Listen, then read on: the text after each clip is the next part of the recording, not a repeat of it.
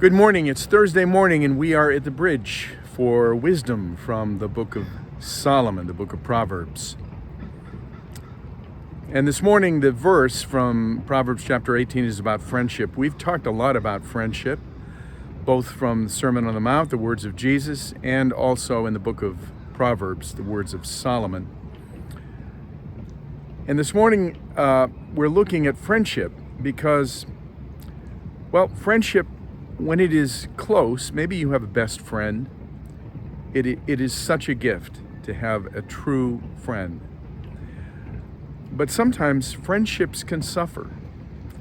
Things are said or things are done which can wound one person in that relationship. And those who were very, very close as friends can become distant.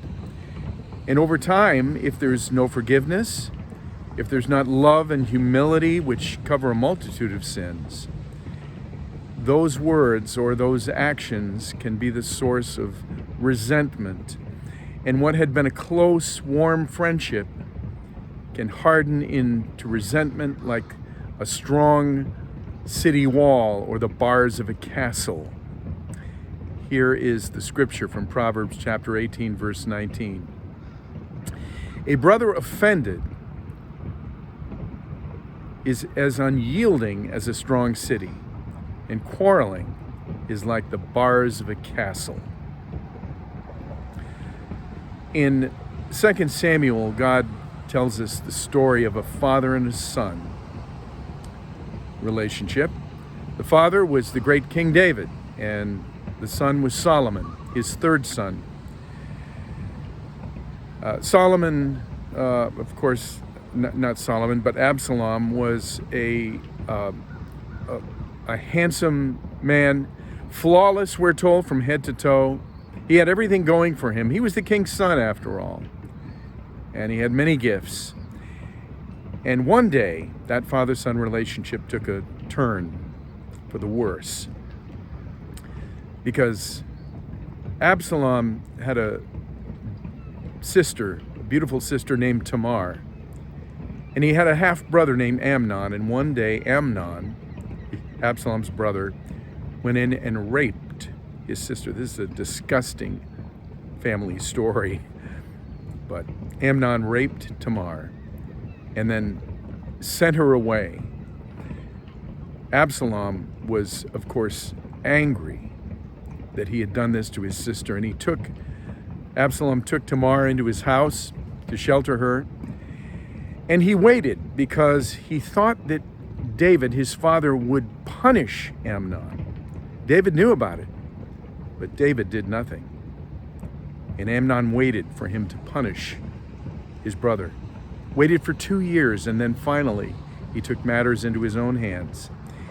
He organized a sheep shearing festival and invited all of his brothers. And Amnon, when he was out in the field celebrating, Absalom had him killed by his soldiers. So great was Absalom's resentment against his father David that he conspired to take the kingship, and he formed an army to support him. And eventually, what had been a father and son relationship became rivals, and the two armies clashed, and David's army won, and Absalom fled. And he was fleeing on a mule, and his long, beautiful hair, he had long hair, which he cut once a year, and his hair became entangled in the branches. And while he was hanging there in the branches, one of David's generals, Joab, saw him and thrust a javelin through his heart, and Joab's soldiers killed him. David regretted not having punished his brother, not having mended ways with his son Absalom. But it was too late. And the relationship, the father-son relationship, had grown into resentment, as strong as city walls, as strong as the bars of a castle, and it was too late. and David grieved. Now that's a story with a very sad ending, but it's a story which in your life can be reversed with a little humility, little love and forgiveness. Maybe there's someone in your life that you've shut out or has shut you out from theirs. And maybe there's something you can do, some gesture you can make, contact before it's too late, so that you can heal that friendship and restore it. So there's some good friendship advice from the wisest man in the world, Solomon. Check out our prayer requests this morning. God has been working in a lot of wonderful ways. Plenty to pray about. Also check out the Bible study from the book of Revelation, the church at Smyrna from last night. And God bless your Thursday.